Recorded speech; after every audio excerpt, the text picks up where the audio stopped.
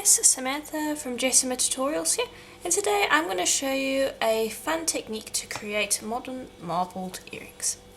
So I've got a piece of translucent clay here. This is Polymer, and I've also got some mermaid alcohol ink, so you can see the ink over there. And I've just got gloves on because I don't want to get the ink all over my fingers. I'm just going to drop some ink. And now bear in mind you can use any colour of alcohol ink for this technique. It does not have to be this specific colour. So just bear that in mind. I'm just going to rub that over the surface. Okay. Then I'm going to bring it over again. And I'm just going to drop it onto the other side as well. Close that up. And you can see why I wanted to wear gloves. Okay.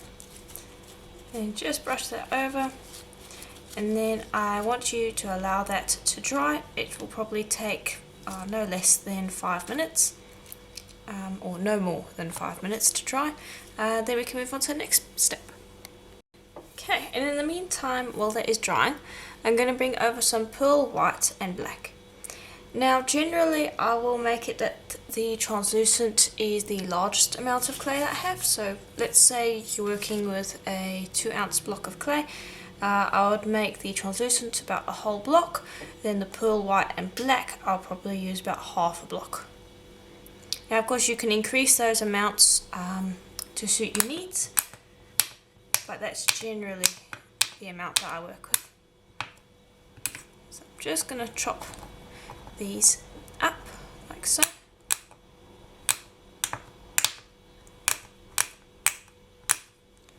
Okay, and you want them quite thin, or not thin, but fine. So I'm just going to break them up, and I'm just going to continue chopping until I'm happy with the consistency.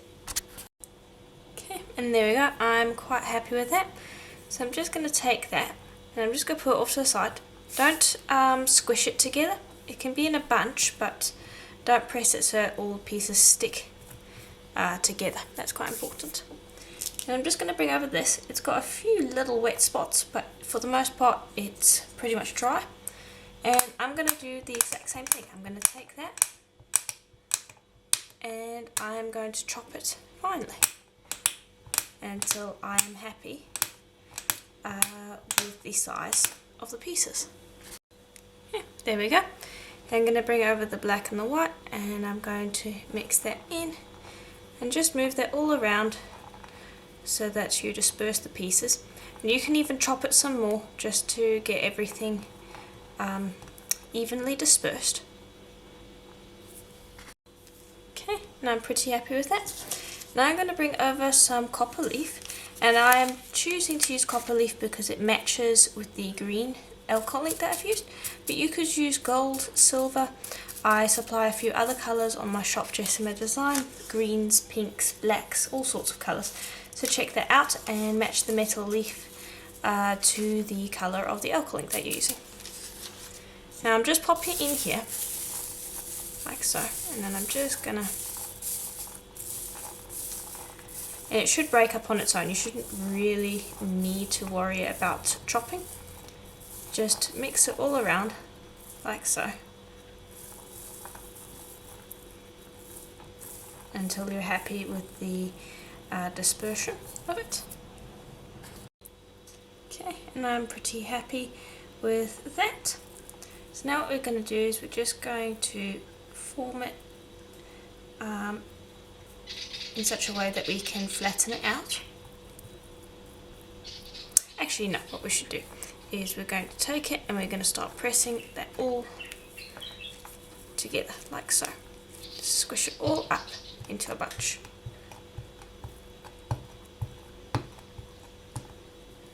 Okay. And continue pressing consistently until it's one solid piece, and you can form it into a square or rectangular cane while you're doing that. Just continue pressing until all the pieces have molded together. You can use a roller to do that, but I generally just use my hand and press, and the warmth of my hand will get it to compress together nicely, like so. Okay, and here we go. So now we are going to take pieces of clay from that. So generally when I'm cutting by myself, I'll cut this way so I can see, but since you guys can't really see that, I'm going to cut away from me, like so. And then I'm going to try to cut nice, consistent thickness pieces.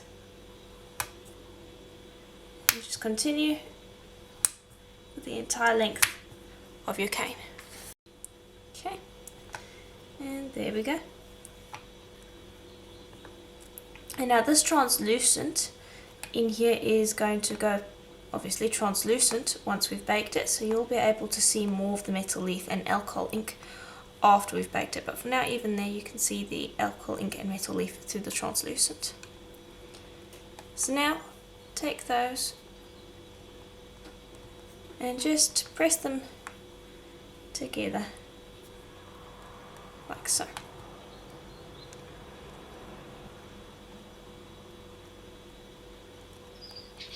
Until you've made a slab. Okay, there we go.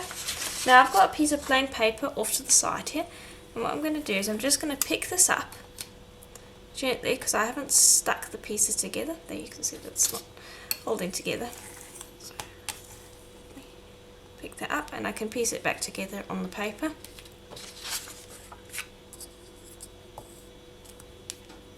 Because I want to burnish this so that it all sits together nicely. So if you want, you could build it onto the piece of paper. That could work too. There we go, just pop that together and just make sure to join the pieces gently together. Okay, then I'm going to bring over another piece of paper and I'm just going to burnish. You can use your finger to do this, you could also use a roller. You do not roll like this, you rub it like so. That way it doesn't cause the pieces of clay to stretch, it just causes them to smoosh together so you get less distortion in the pattern. And just continue doing that until all pieces have been smoothed together and until you have no more bumps and cracks. Okay, and there we go. So now I'm very carefully going to lift this off the paper and keep your hands out the way at all times. And generally I'll use a blunt blade for this, since if I do slip it's not going to hurt or cut me, but generally keep your hands out the way anyway. And what I'm going to do is I'm actually going to run this through the pasta machine to get it to be even, because you can see this side is thinner than this side. Now if you don't want to do that, you don't have to, you can cut it out the way it is right now. But I do want to run it through and get it to an even thickness. Okay, and here we go, it's been stretched out, so the pattern has not distorted all that much. So now I'm going to bring over some cutters, and I have this wonderful earring set cutters.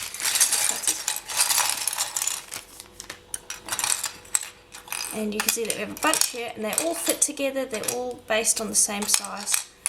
And so I'm going to choose a few, match them up so that we can create some earrings. Okay, so from that set I'm going to be using these cutters. So let me bring this over again. I'm just going to put the cutters to the side, and I'm going to put some cling wrap over the top of this, because then it means that when we cut out our pieces, it gives us a really nice dome on the edges, which just looks quite nice. So I'm just going to bring that over, like so. I'm just trying to get it so I don't get any wrinkles in the surface. Okay, there we go. Then I'll just quickly cut that. Bear with me for a moment. There we go. There we go. So we shouldn't have any wrinkles in the surface, and just smooth that down, like so. Right, then I'm going to bring over the cutters, and let's see, I'm going to start with this one. Cut.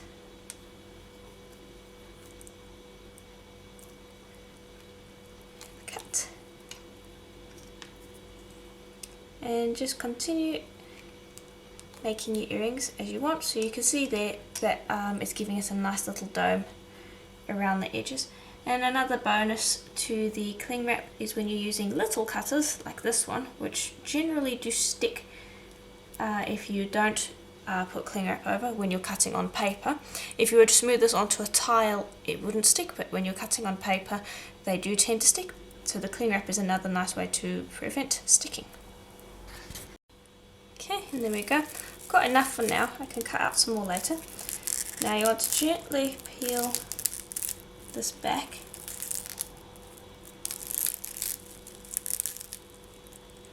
And the clay might stick to the cling wrap. You can just pick them up like that. Very easy.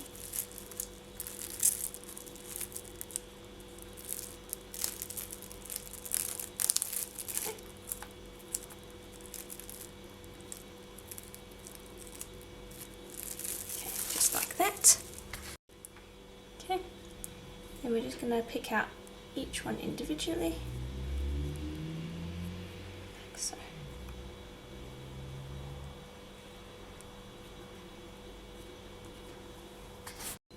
Okay, and there we are. So once you've got them all out of the sheet of clay, just lay them out onto another piece of paper, like so. I'm just going to bring over a piece of paper and very, very, very gently going to just give it a light burnish, just to remove any fingerprints that might have been imprinted. Now we are going to be putting resin on this, so it doesn't matter too much if there's a little bit of fingerprints, but I don't want big deep dents in the thing. Okay, now it might stick a little bit to the thing, so you can always just pop them back like that. But yeah. And because although cutting it on paper can be a little bit of a pain because it can stick in the cutters and such, it does mean that you do not need to do sanding, because if you have a look on the back, it's nice, clean, doesn't have fingerprints or any shiny spots, and it won't bake with shiny spots because we're going to be baking it on a piece of paper.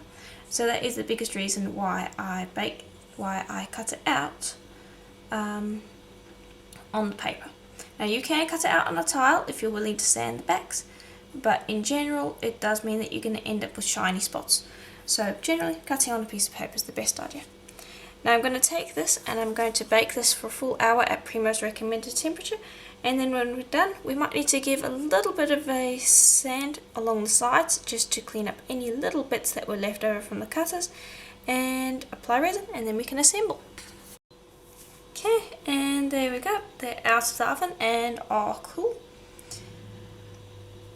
And so you can see that I haven't sanded the fronts. I did give a very light sand with a wet dry sandpaper along the edges just to get rid of any little nicks that might be along there, but it took me like less than 5 minutes to do all these pieces. So now what we're going to do is we are going to drill them, and then we are going to varnish them with some varathane. I'm not going to be using resin this time around. Okay, so I just had to establish where the pieces were going to be. And so now I'm just going to take this push drill, which is an automatic piece, and I'm going to drill holes. And it really is as easy as that. And you're just going to make sure that you line up all the holes, make sure they're nice and clean. So now I'll take that with its hole, and then I would just twist it so I can see where I need to put the next hole. And then I'll just continue for all of them, drilling holes.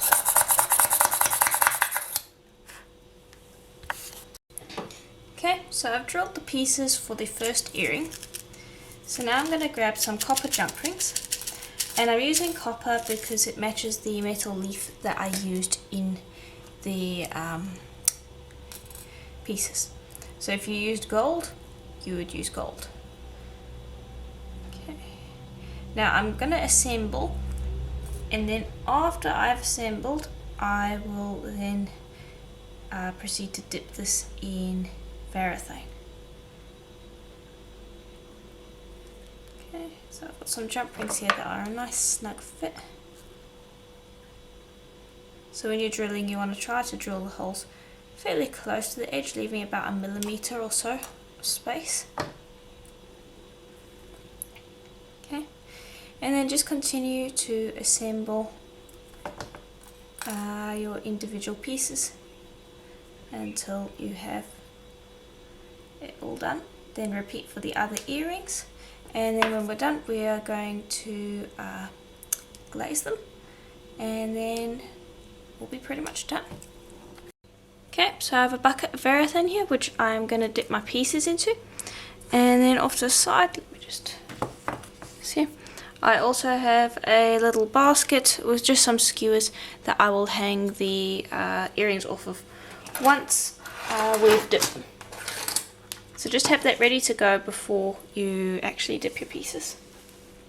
So I'll just bring this back over. Okay, so now I'm just going to grab an earring, and if you're wondering if you can dip the metal, yes you can, and just dip that in like so. Just make sure you don't have any air bubbles. So just trying to get rid of that one that's being a little fussy. Okay. Then you're going to go hang that on your rack, and that will drip. So you need to watch that for a little while it is drying, because you'll probably want to wipe up a few of the drips after about, I'd say about 5 minutes of it draining. So just come in and make sure that there isn't any drips actually drying on the piece. And yeah, it will take about half an hour to dry fully, and then after that I'll show you how they look. Okay, and here they are. So I've let them dry for about 24 hours before I started handling them, because I wanted that Varathane to be completely dry. And here's the other ones. Now they're not going to lie completely straight. There we go. So obviously they're not going to sit completely straight lying down like this, because they're supposed to be hanging. But yeah, that's basically it. It's a very easy project to do. It's not too complicated.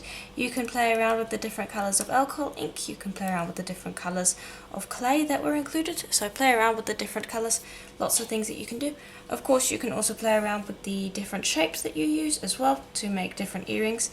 It's very open-ended, lots of things that you can do, so play around with it and have fun, and I'll see you in the next tutorial. Bye for now.